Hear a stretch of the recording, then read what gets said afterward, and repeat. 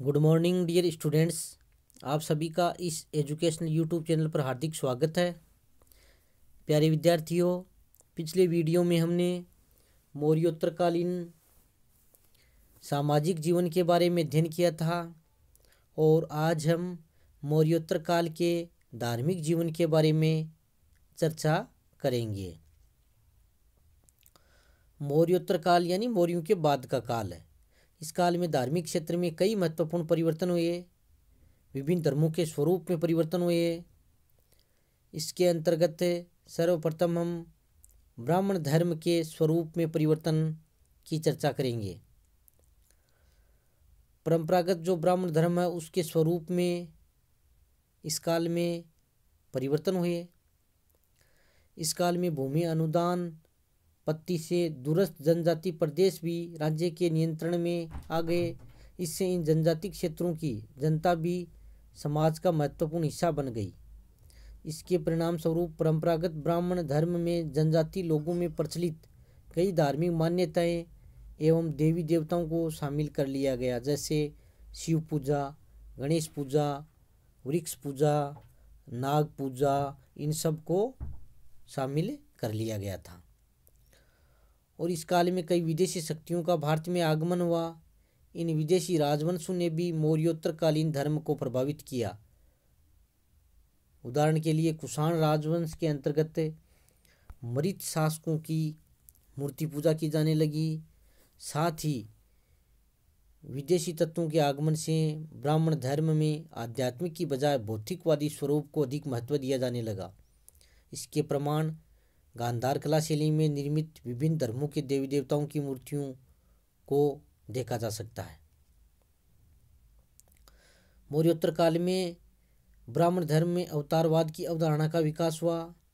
समकालीन साहित्यिक ग्रंथों में विष्णु के 10 तथा शिव के 28 अवतार उल्लेख मिलते हैं। इस काल में समाज में व्याप्त असंतोष को अवतारवाद के माध्यम से दूर करने का प्रयास भी किया गया। यही कारण है कि विष्णु या शिव के विभिन्न अवतारों भिन्न भिन्न वर्णों को माना गया। यानी वामन अवतार है वो ब्राह्मण वर्ण का, और राम अवतार क्षत्रिय का, कृष्ण अवतार निम्न कुल के यादव वंश का। इसके अलावा इस काल में ब्राह्मण धर्म में भक्ति की अवधारणा के भी प्रारंभिक साक्ष्य प्राप्त होते हैं। मौर्योत्तरकालीन ग्रंथ श्वेताश्वर उपनिषद में शिव भक्ति का साक्ष्य प्राप्त होता है। तो ये ब्राह्मण धर्म के स्वरूप में परिवर्तन हुए। बौद्ध धर्म के स्वरूप में परिवर्तन। इस काल में कुषाण शासक कनिष्क के शासनकाल में महायान बौद्ध पंथ का उद्भव हुआ।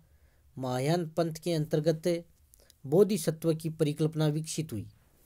बोधिसत्व से तात्पर्य था जो निर्वाण प्राप्ति की योग्यता रखता हो, किंतु जिसने निर्वाण प्राप्ति नहीं किया हो, बल्कि वह संसार के सभी प्राणियों का निर्माण के लिए प्रयासरत हो, वह यह है बोधिसत्व की अवधारणा थी।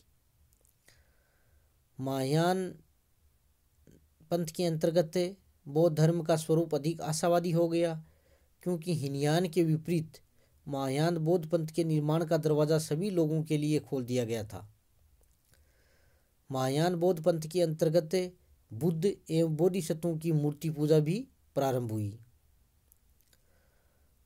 इसके अंतर्गत बुद्ध से संबंधित विभिन्न स्थलों से स्तूपों एवं चैत्यों का निर्माण कर उनकी उपासना पर भी बल दिया जाने लगा।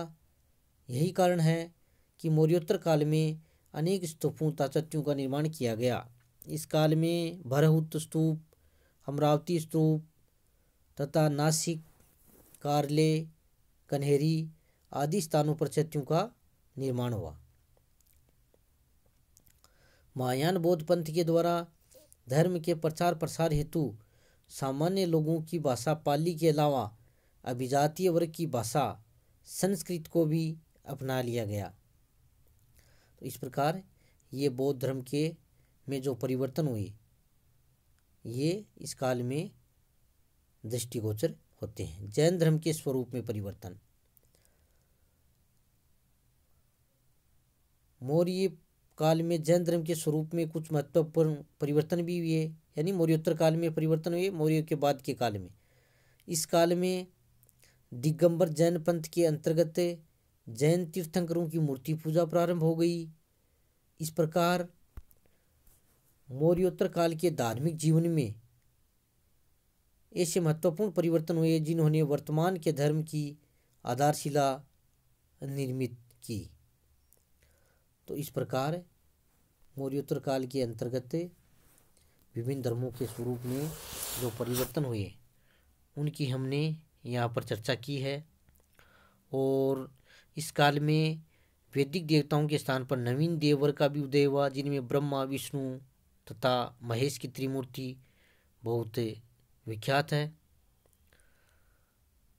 तो इस प्रकार आज हमने मौर्योत्तरकालीन धार्मिक जीवन की चर्चा की है।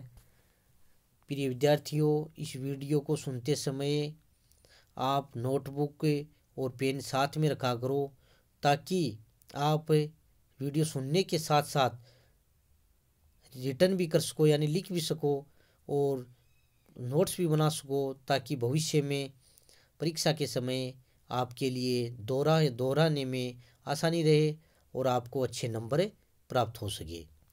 वीडियो सुनने के बाद में आपको जो होम असाइनमेंट के लिए जो क्वेश्चन आपको दिए जा रहे हैं उनको आपको निश्चित रूप से आपको हल करना है।